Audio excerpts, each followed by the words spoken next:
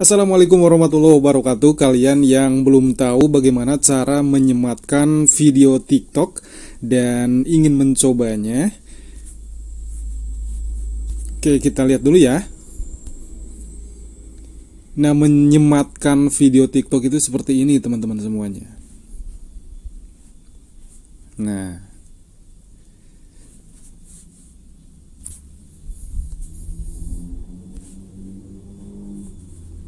Nah, seperti ini teman-teman semuanya. Jadi kalian yang ingin menyematkan video TikTok, caranya adalah seperti ini. Oke, saya akan membuat video ini sesimpel mungkin ya. Nah, langsung ke profil kalian. Ini di profil saya ya.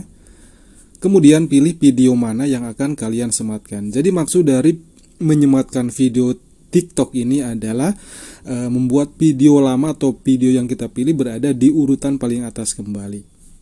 Misalnya saya akan menyematkan video terbawah saya yang ini. Kita klik videonya ya. Kemudian kalian pilih titik 3 ini. Nah, di sini ada logo pin.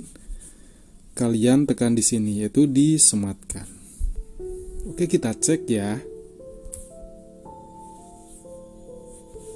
Nah, berada di atas ya.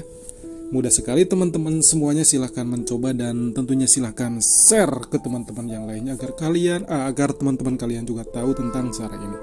Terima kasih. Wassalamualaikum warahmatullahi wabarakatuh.